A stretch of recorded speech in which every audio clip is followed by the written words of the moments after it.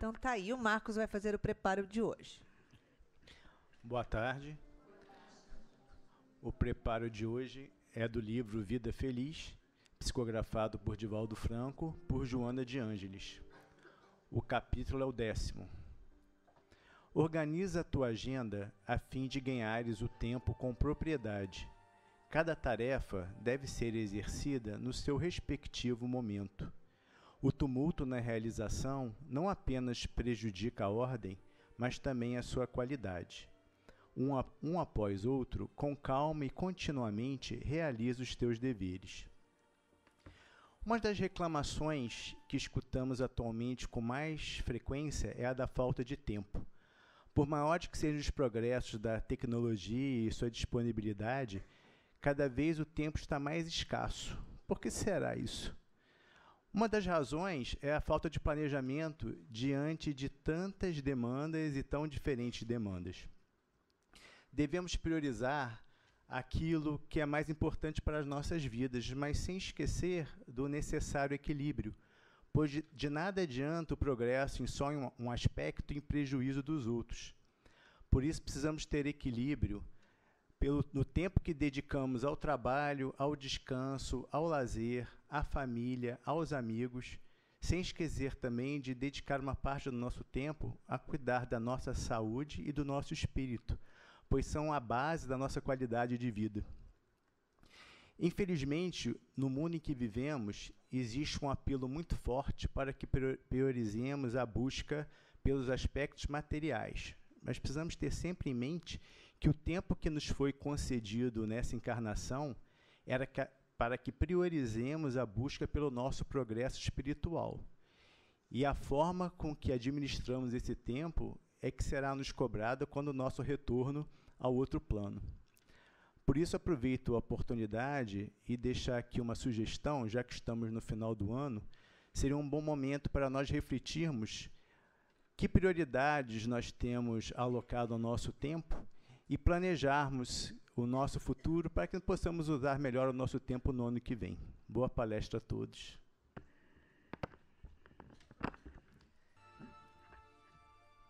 Jesus,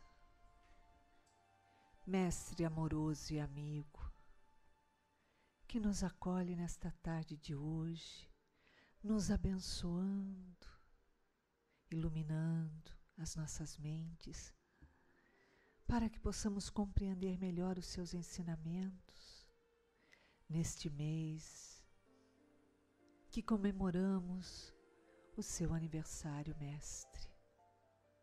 Aqui te homenageamos diariamente com a alegria do nosso coração. E assim pedimos à nossa mentora Joana de Ângeles, que com a sua inspiração, o seu carinho e o seu amor, envolva a nossa amiga querida, a nossa parceira de trabalho, dentro da doutrina, dentro da luz espírita, que vem trazer o esclarecimento necessário para que tenhamos o entendimento interior, para que tenhamos a conscientização do Natal em nossas vidas. Graças a Deus.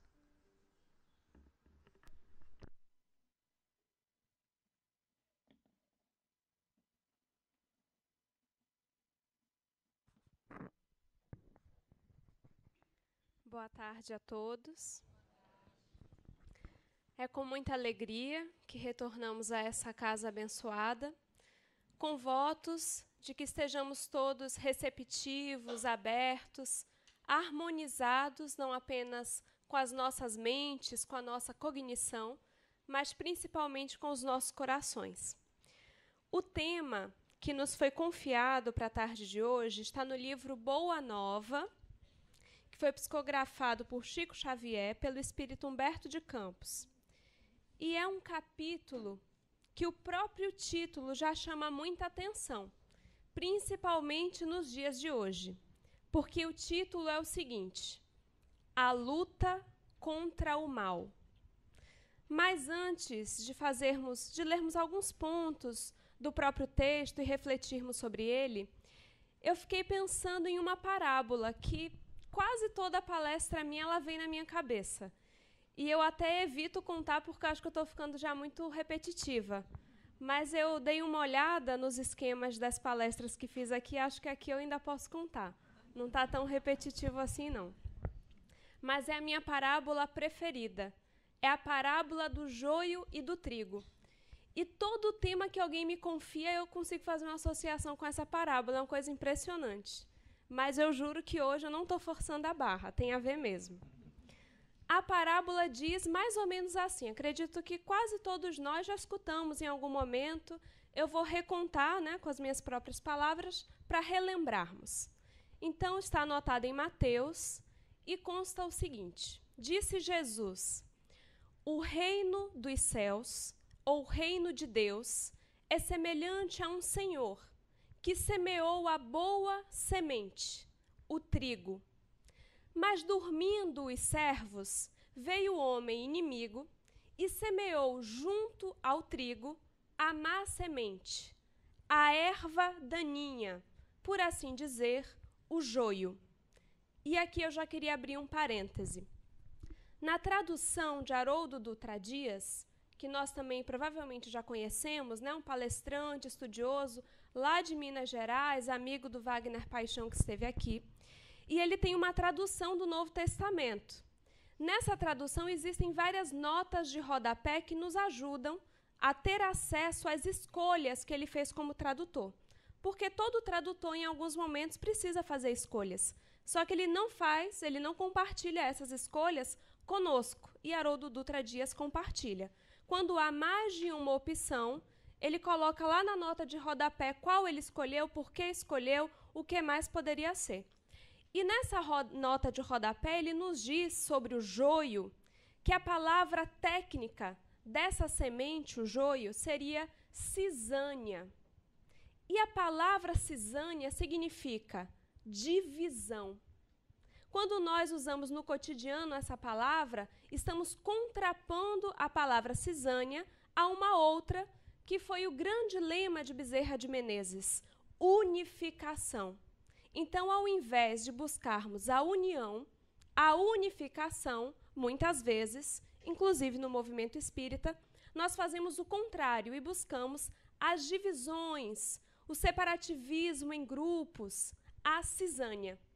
Então, não é por força do acaso que as palavras escolhidas por Jesus, no caso do trigo, é exatamente a semente mais valorizada por aquele povo. A semente mais cara ao coração daquele povo é exatamente o trigo, que ele utiliza como boa semente. E a outra, a erva daninha, é exatamente o nome técnico de cisânia, separação, divisão. Só que há mais uma informação importante. Se nós pegássemos aqui agora as duas sementes, a do trigo, a boa semente, e a do joio, a má semente, a erva daninha, nenhum de nós, mesmo os mais conhecedores das sementes, conseguiria diferenciar qual é a do joio e qual é a do trigo. Enquanto semente, elas são muito parecidas. Continuemos com a nossa parábola. O Senhor daquelas terras plantou a boa semente, mas quando os servos dormiram, veio o homem inimigo e semeou junto à boa semente, o trigo, o joio, a erva daninha.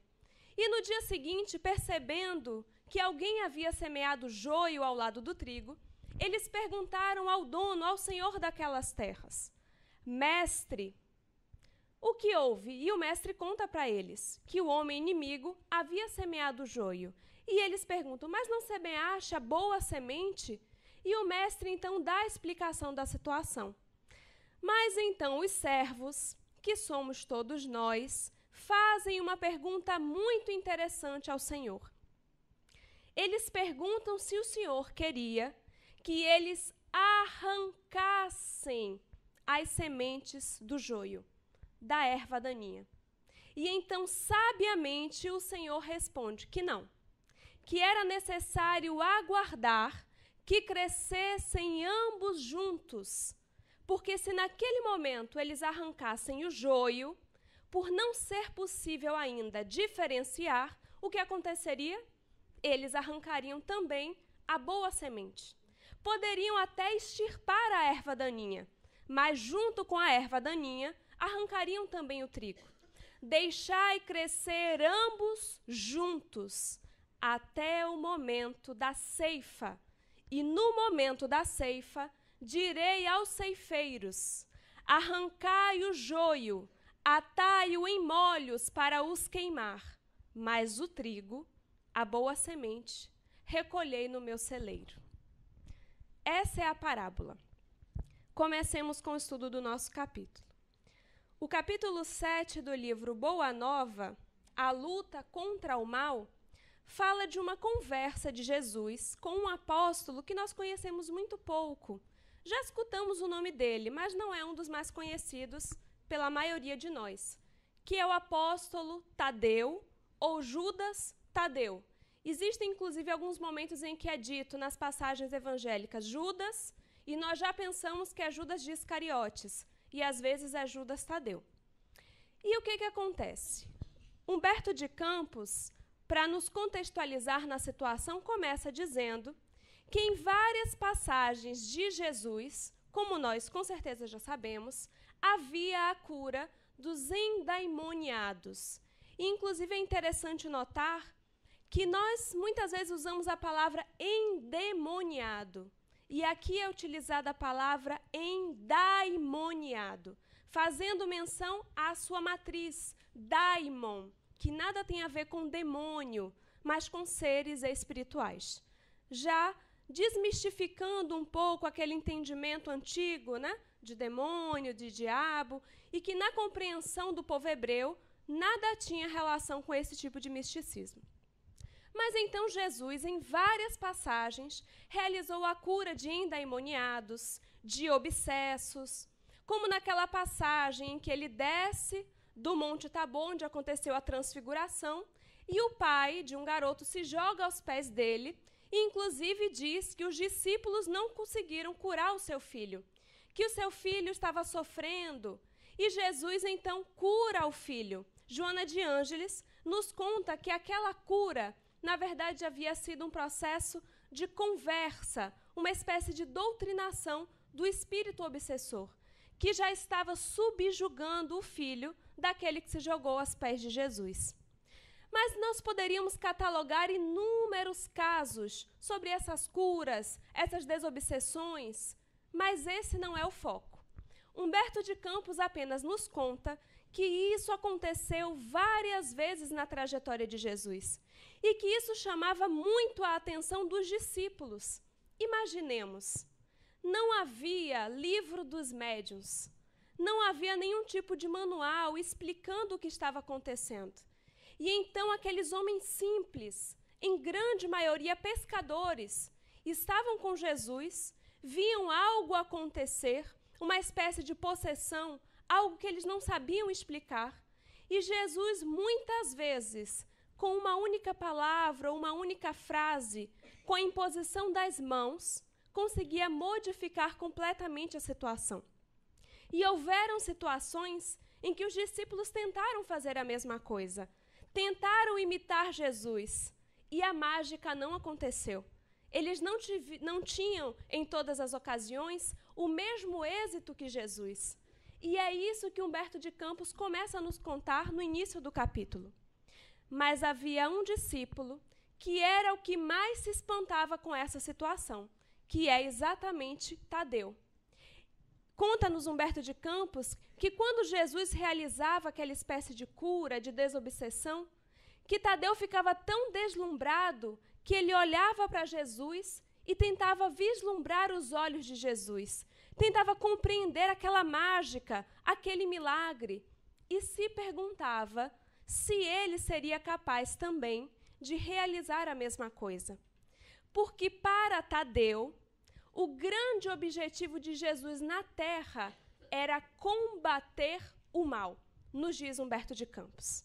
E aqui nós já começamos a nos familiarizar com a psicosfera de Judas Tadeu, com os seus objetivos. Jesus tinha um objetivo na terra: trazer, implantar a boa nova, como um grande semeador que saiu a semear. Mas Judas Tadeu, e está aqui descrito, estava preocupado em combater o mal. Então, para ele, o grande problema da humanidade era uma questão de poder. Jesus tinha o poder e tinha o objetivo de combater o mal. Era assim que Tadeu pensava. Só que acontece uma situação interessante. Um certo dia, Jesus sai com 2 dos seus discípulos e se dirige a Cesareia de Filipe. E Judas Tadeu continua lá em Cafarnaum junto com os outros apóstolos. Chega então ao convívio deles uma jovem necessitada de auxílio.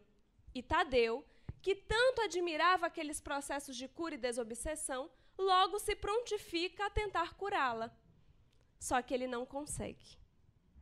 E fica a se perguntar, por que Jesus, que tinha todo aquele poder, não passou o mesmo poder para ele?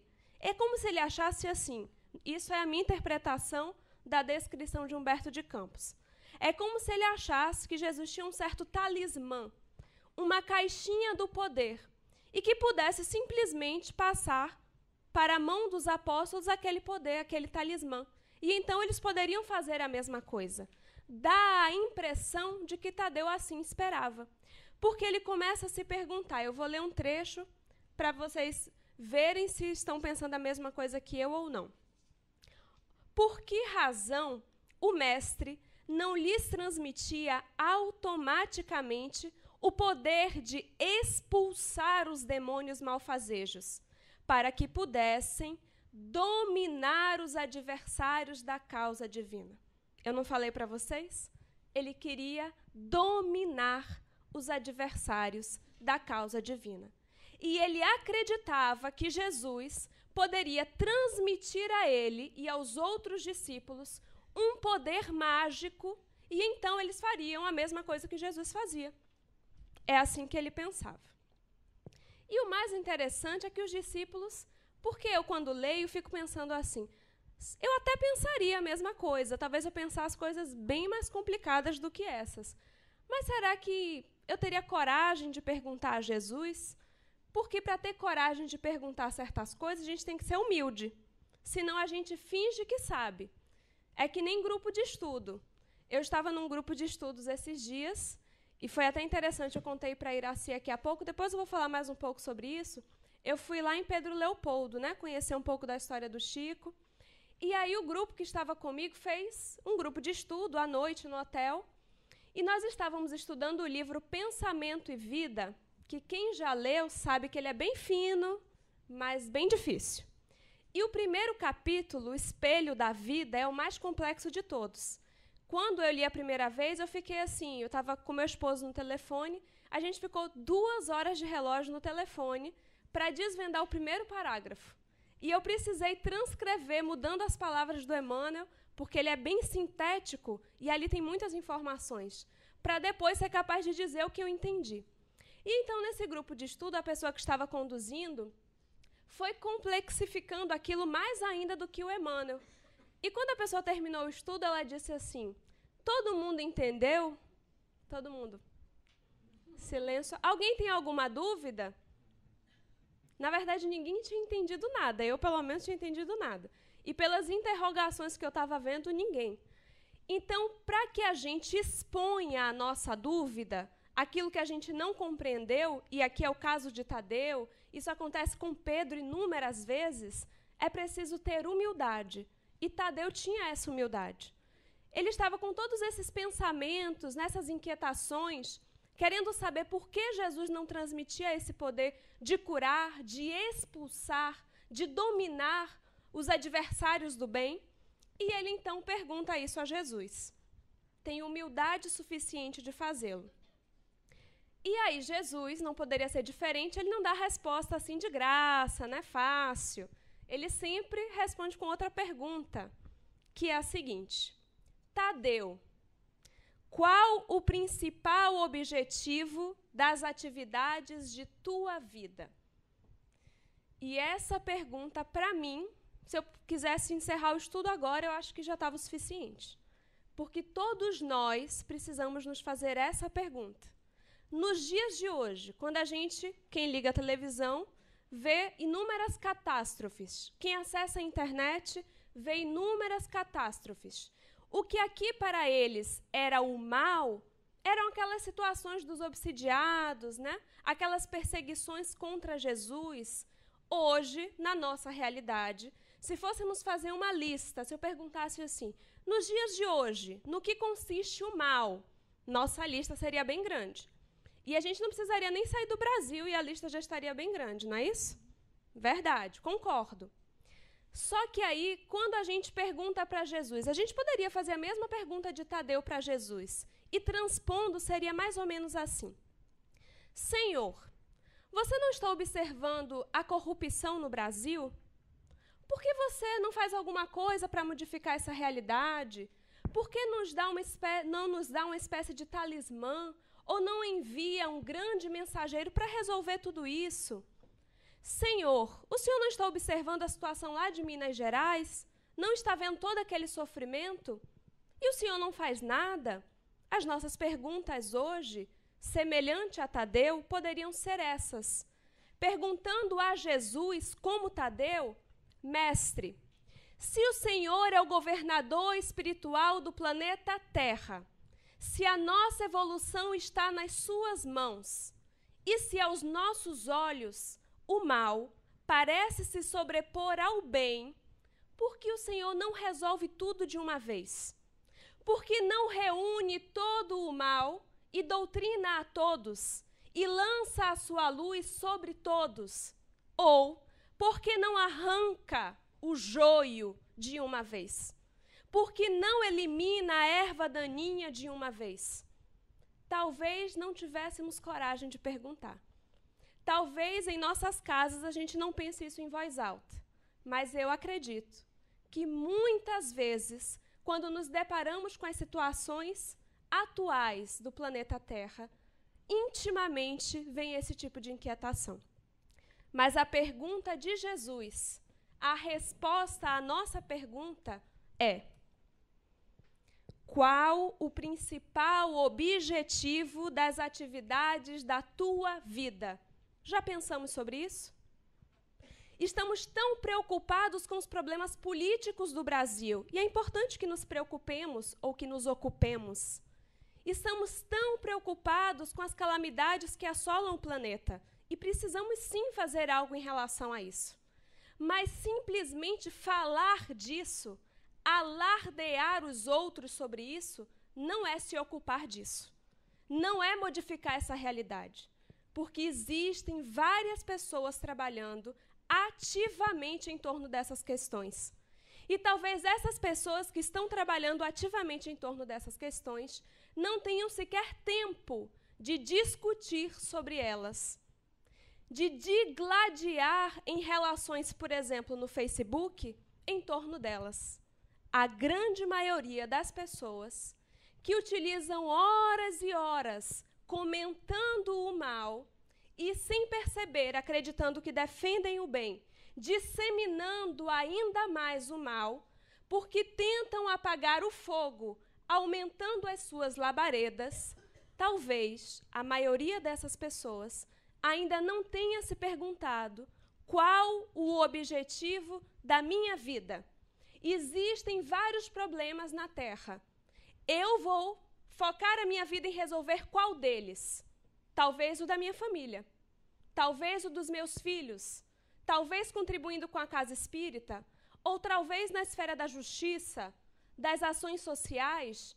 Existem oportunidades para todos. E é isso que Jesus pergunta a Tadeu. Você está tão preocupado com essa questão do poder, de dominar o mal, uma questão que compete a Deus, e você quer resolvê-la. Mas a sua questão, o que você planejou, o que você veio fazer aqui, você já se perguntou sobre isso? Você já está fazendo alguma coisa em torno disso? Porque observar e criticar é tão mais fácil, não é mesmo? Mas fazer alguma coisa sair da inércia, como é difícil. Só que Jesus continua. Tadeu responde: Mestre, estou procurando realizar o reino de Deus no coração. E Humberto de Campos, inclusive, afirma que parecia que naquele momento Judas Tadeu havia recebido uma centelha de inspiração superior, porque ele deu a resposta certa. Mas ele continuava inquieto com aquela situação. É como nós, na teoria, nós sabemos o que precisamos fazer. Mas na prática, ainda temos dificuldade. E os nossos mecanismos de defesa do ego, muitas vezes, vão criando subterfúgios, desculpas, e acabamos perdendo tempo. Então, sabemos o que fazer, mas criamos, por exemplo, racionalizações. Há uma pequena fábula que expressa muito bem a racionalização, que eu acho muito interessante. Diz assim, é uma fábula de La Fontaine. Havia uma raposa e ela estava passando próximo a uma árvore, uma videira, e tinham várias uvas, e as raposas adoram as uvas. E então ela pensa assim, nossa, como eu queria um cacho de uvas. Ela olha para um lado, olha para o outro, vê se tem alguém vendo, não tem ninguém observando, e ela então dá um salto e tenta abocanhar um cacho de uvas. Só que ela não consegue. Ela tenta de novo, dá outro salto e tenta abocanhar o cacho de uvas. E ela não consegue. Mas como agora ela percebesse que tinha alguém observando, ela diz assim, na verdade eu nem queria mesmo. E nós fazemos isso. Nós criamos, racionalizar é justificar o injustificável. Então, por exemplo, quando a gente falta atividade voluntária, e alguém pergunta assim, mas por que você faltou? A gente sente uma necessidade íntima de dar uma grande explicação, que a gente acredite que é suficiente para convencer o outro da nossa falta. Sendo que o outro não tem nada a ver com a nossa falta, a não ser que ele seja coordenador do trabalho. Caso contrário, essa tentativa de justificar, na verdade, é para convencer a nós mesmos, ao nosso ego, para que a gente se sinta apaziguado e diga assim, eu realmente tinha que faltar, né? Eu não preciso fazer consciência de culpa, tá tudo bem, é um mecanismo de defesa, para que o nosso ego, o nosso superego não fique lá, olha só, você faltou, você é culpado. Então a gente cria esses mecanismos, que são saudáveis, o objetivo não é eliminar os mecanismos de defesa, mas precisamos observá-los. Precisamos ver, olha só, os caminhos que eu estou traçando para a minha vida. Eu estou apontando os outros que nada fazem. Eu estou enxergando muito bem os problemas do Brasil, os problemas do planeta Terra. Estou me ocupando daquilo que é da esfera dos cristos. Estou me ocupando daquilo que é da esfera de Deus. Mas no que tange a minha existência, precisamos observar quais esses subterfúgios, essas desculpas, essas negações, essas projeções que nós criamos e que, ao invés de impulsionar a nossa trajetória, aquilo que viemos realizar, só atrapalham, só nos puxam para trás. E Jesus responde, se procuras semelhante realidade, que realidade é essa? Realizar o reino de Deus no coração. Por que a reclamas no adversário em primeiro lugar? Ou seja, se o objetivo da sua vida é edificar, construir o reino de Deus no seu coração, e aí a teoria está perfeita, então por que na prática você está preocupado com o que o outro não fez, com o que o outro errou, com o que a Dilma fez ou deixou de fazer? Porque nós, muitas vezes na casa espírita, falamos coisas que não conseguimos transpor a nossa realidade. E o Facebook é um reflexo forte disso.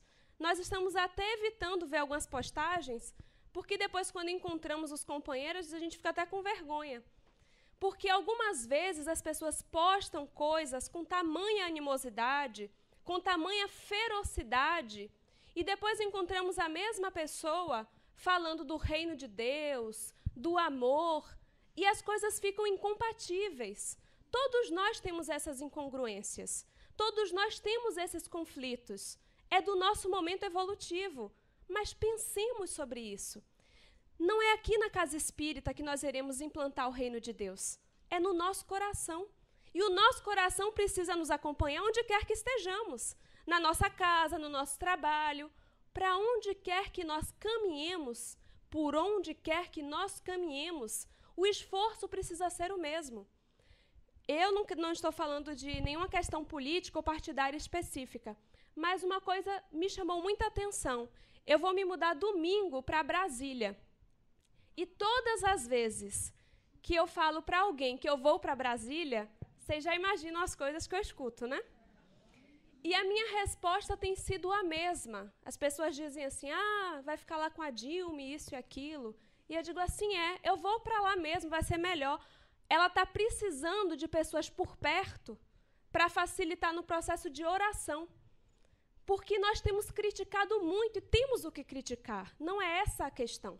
Temos o que criticar em relação a ela e em relação a vários governantes. Como temos o que criticar dos nossos chefes, das pessoas que convivem conosco. Todos eles são imperfeitos, alguns mais, outros menos. Todos nós somos imperfeitos, alguns mais, outros menos. A questão é, diante de uma injustiça, diante de alguém que não está desempenhando o seu papel, qual o nosso papel? Apenas queixar-se, lamuriar-se e alimentar essas labaredas de animosidade? Porque é isso que a maioria de nós tem feito. São esses os comentários e os pensamentos que temos refletido para a psicosfera do nosso planeta. E realmente, lá em Brasília, eu prometo a vocês, eu vou fazer uma corrente de oração. E espero que vocês me acompanhem.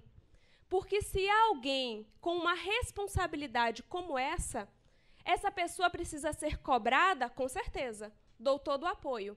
Mas oremos também. Peçamos a Deus que ilumine essas pessoas e não torçamos, que é o que temos visto, para que as pessoas falhem mais ainda, para que o nosso argumento de que elas falhariam realmente seja acertado. Para que depois a gente diga assim, tá vendo? Eu não disse? Então, o nosso objetivo é o progresso ou é a perda de tempo? O nosso objetivo é a ascensão, o crescimento do planeta, do país, ou é que aqueles que estão à frente realmente se equivoquem? Então, façamos o nosso papel em termos de cobrar as leis, de cobrar o cumprimento delas e tudo o mais que está acontecendo.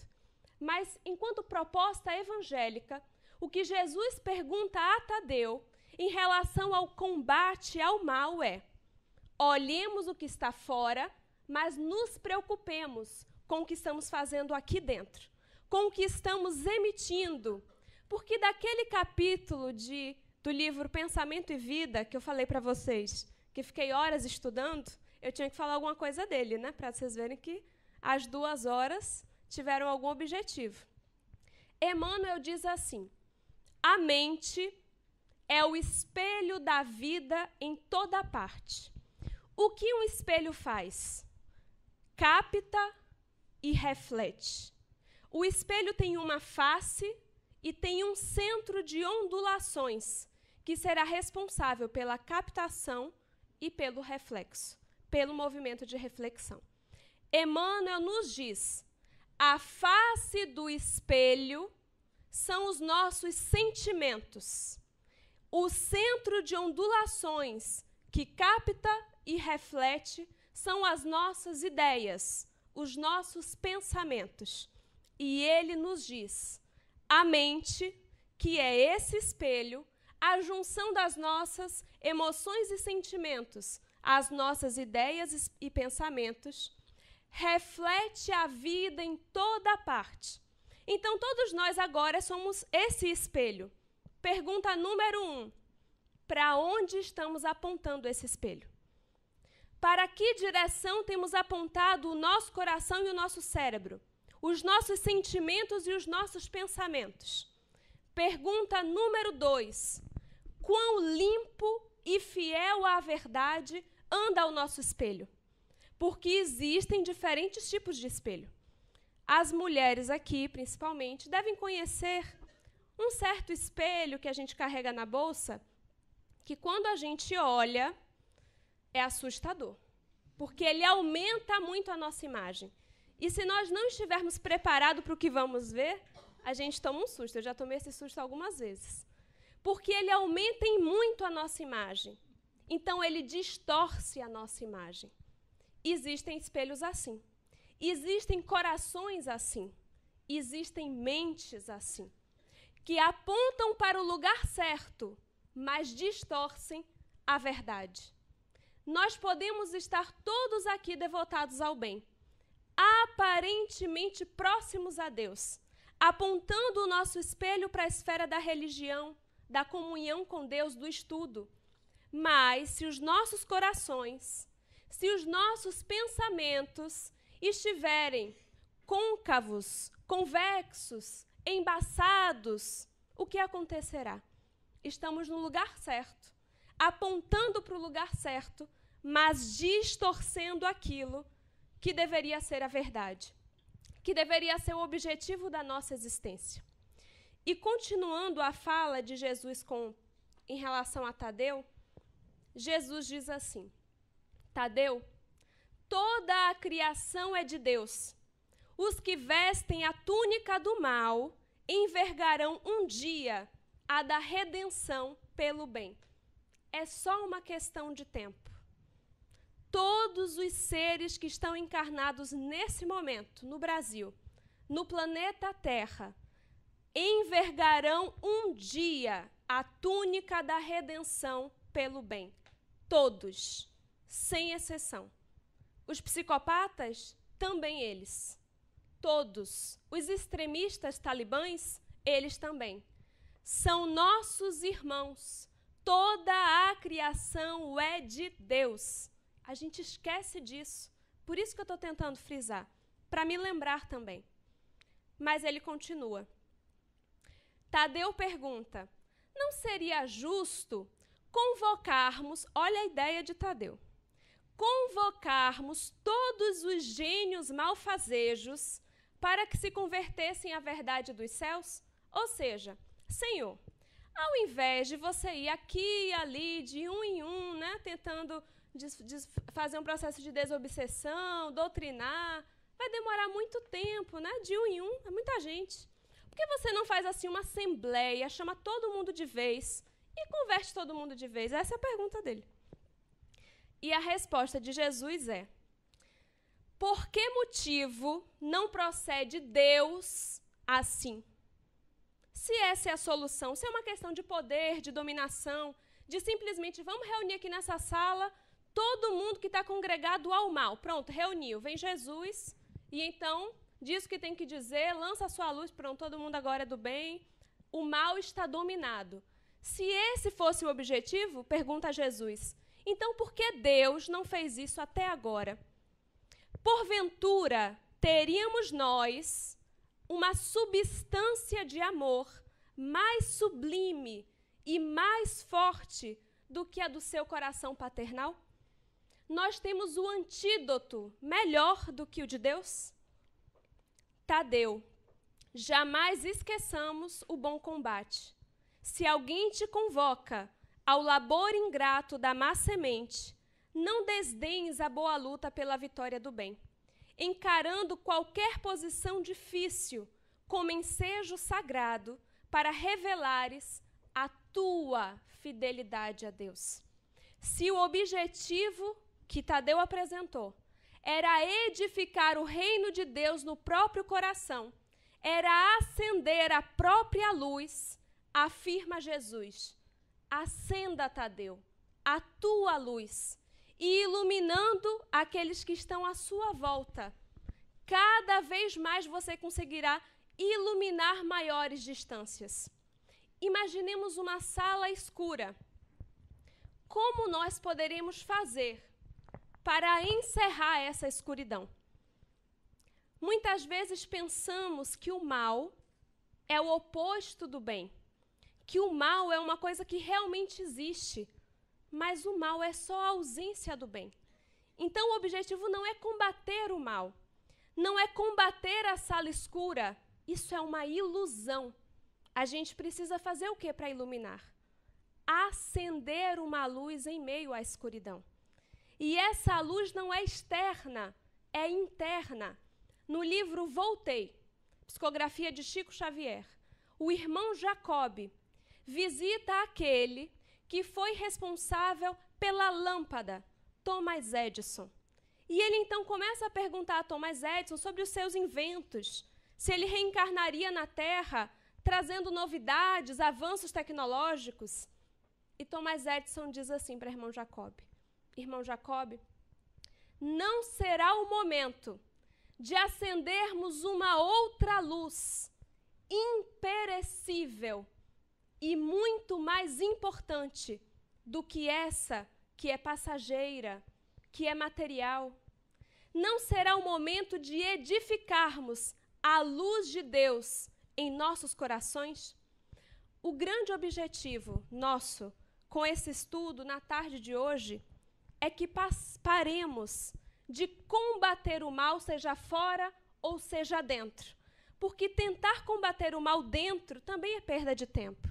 Não adianta, quando falamos em transformação moral ou reforma íntima, ficarmos simplesmente nos culpando, nos sentindo menores, infelizes, pelo mal que ainda carregamos. Não nos preocupemos com o mal, nos preocupemos com o bem. Acendamos a luz divina que há dentro de nós. Iluminando-nos de dentro para fora, perceberemos que o mal deixará de existir, porque todos os lugares estarão iluminados pela luz de Deus em nossos corações. E finalizando a nossa fala, convidando a todos para que acendam as próprias luzes, como uma passagem de Mateus que diz assim: brilhe a vossa luz, para que, observando as tuas boas obras, bendigam ao teu Pai que está nos céus. Que possamos acender as nossas luzes, que não temamos o mal, que não tenhamos medo de sair às ruas, de cumprir as nossas atividades, de realizar o que viemos aqui realizar. Não nos preocupemos com esses acontecimentos calamitosos. Existe um Pai amoroso que é responsável pelo universo, que é abundante em amor e que é responsável por esse planeta, que é responsável pelo universo, pelas nebulosas. Existe um governador espiritual que conhece a cada um de nós desde há muito, que sabe das nossas necessidades, que sabe das nossas dificuldades e que só pede de nós que acendamos a nossa própria luz. Façamos a nossa parte em relação ao mundo. Cumpramos os nossos deveres sociais, no trabalho, na atividade voluntária, na casa espírita, na família, mas façamos tudo isso de mãos ativas, mas sem esquecer a melhor parte, que é a da iluminação, da conexão com Deus, que é a fonte de todas as virtudes. Finalizando a nossa fala, há uma música que é cantada por Tim e Vanessa, não se preocupem que eu não vou cantar, cuja letra é de Gladstone Lage. Quem quiser, depois bota no YouTube a música Aurora, vocês vão escutar, vai ser bem mais interessante. Mas a letra fala muito ao nosso coração e tem a ver com o nosso tema. Diz assim: uma grande noite abate a terra, que se abate, treva imensa, não sem estrelas.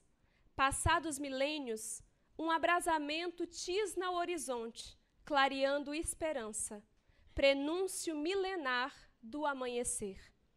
Bem-vinda, aurora! A terra sofreu noites convulsivas, verteu lágrimas, rangeu dentes, mas gestou-se, majestou-se. No parto regenerativo deu-se a luz da remissão. Bem-vinda, aurora! O lobo pasta junto ao cordeiro, crianças brincam com a serpente e os anjos andarilham com os homens que volitam no amor da promissão. Bem-vinda, aurora, artefazendo o belo bom, entreflorindo o olhar, a aliança homem-Deus. Já não é só arco-íris, é comunhão. Bem-vindo o dia, Bem-vinda a luz, bem-vinda a aurora. Que brilhe a nossa luz, o momento mais claro do dia, o momento em que as primeiras luzes do sol aparecem, vem logo após o momento mais escuro da noite. Mantenhamos a nossa fé, façamos a nossa parte, sem alardear o mal, mas pregando e exemplificando o bem. Muita paz a todos.